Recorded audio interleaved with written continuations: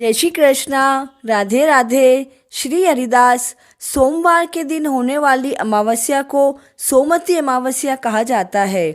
इस दिन अमावस्या का व्रत भी किया जाता है। महिलाएं अपने पति की दीर्घायु व घर परिवार में सुख समृद्धि की कामना के लिए सोमवती अमावस्या के दिन पीपल के वृक्ष की व भगवान शिव की पूजा अर्चना करती है और इनके साथ ही 108 वस्तुओं की परिक्रमा करके उनका दान करती है।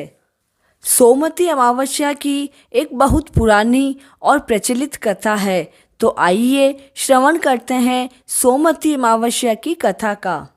प्राचीन समय में कांचीपुरी नगर में एक ब्राह्मण परिवार रहता था। उस ब्राह्मण का नाम देवस्वामी था और उसकी पत्नी का नाम धनवती था। उसके 7 पुत्र व एक पुत्री थी। पुत्री का नाम गुणवती था। पुत्रों का विवाह हो चुका था। उसने अपनी बेटी के लिए वर ढूंढने के लिए अपने बड़े पुत्र को भेजा। उसी समय पंडित जी ने उसकी पुत्री की जन्म कुंडली देखी और बताया कि इसके विवाह के समय 7वां फेरा लेते हुए कन्या विधवा हो जाएगी। पंडित जी की बात सुनकर ब्राह्मण और उसकी पत्नी के पैरों तले जैसे जमीन ही खिसक गई हो। उन्होंने पंडित जी से इसका उपाय पूछा। पंडित जी बोले, सिंहल द्वीप में एक सोना नाम की धोबिन रहती है। सोना धोबिन एक प्रतिव्रता स्त्री है और वह हर अमावस्या का व्रत करती है। यदि तुम्हारी पुत्री उसकी सेवा करे तो इसका वैधव्य दोष दूर हो जाएगा। आप सोना धोबिन को कैसे भी करके खुश करो और उसे गुणवती के विवाह से पहले यहाँ पर बुला लो। तब देवस्वामी का छोटा बेटा अपनी बहन के साथ सिंहल द्वीप जाने के लिए निकल पड़ा। रास्ते में उन्हें समुद्र मिला। अब उन्हें उसे पार करने की चिंता हुई। दोनों भाई बहन एक पेड़ के नीचे बैठ गए। उसी पेड़ पर एक घोंसले में गिद्ध का परिवार रहता था। उस समय घोंसले में सिर्फ गिद्ध के बच्चे थे। गिद्ध के बच्चे उन दोनों भाई बहन को देख रहे थे। संध्या के समय बच्चों की माँ आई तो उन्होंने भोजन नहीं किया और अपनी माँ को कहा कि माँ, नीचे 2 भाई बहन बैठे हैं। सुबह से उन्होंने कुछ भी नहीं खाया है, इसलिए हम उनके खाने के बाद ही खाएंगे। तब ममतामयी गिद्ध माता ने उन दोनों से कहा कि मैंने तुम्हारी इच्छा जान ली है। सवेरा होते ही मैं तुम्हें सिंहल द्वीप पहुंचा दूंगी। आप दोनों पहले भोजन कर लीजिए। यह सुनकर वे दोनों खुश हुए और दोनों ने भोजन किया। सवेरा होते ही उन दोनों को गिद्ध माता ने सिंहल द्वीप में सोना धोबिन के वहाँ पहुँचा दिया। वे दोनों सोना धोबिन के घर के पास ही एक कमरा लेकर रहने लगे। वे दोनों सुबह जल्दी उठकर सोना के घर की साफ सफाई और अन्य सारे कार्य कर दिया करते थे।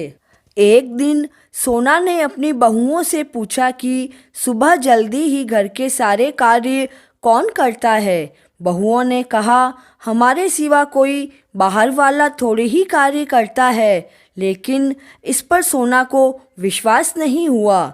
वह सच का पता लगाने के लिए सुबह जल्दी उठी और उसने उन दोनों भाई बहन को अपने घर का काम करते हुए देख लिया। तब उसने गुणवती से पूछा कि तुम दोनों कौन हो और मेरे घर का सारा कार्य क्यों कर रहे हो। तब गुणवती के भाई ने सोना धोबिन को पूरी बात बताई। सोना ने उनकी सेवा से खुश होकर उचित समय पर उनके घर पहुंचने का वचन देकर उस लड़की के वैधव्य दोष के निवारण का आश्वासन दिया। मगर भाई ने उसे अपने साथ चलने का बहुत आग्रह किया।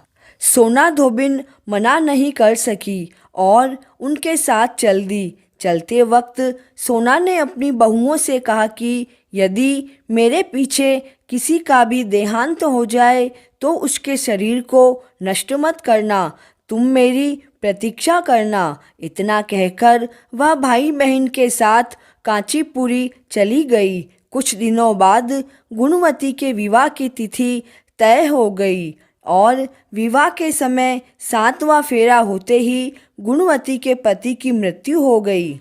तब सोना ने तुरंत ही अपने संचित पुण्यों का फल गुणवती को प्रदान किया, जिसके प्रभाव से गुणवती का पति जीवित हो गया।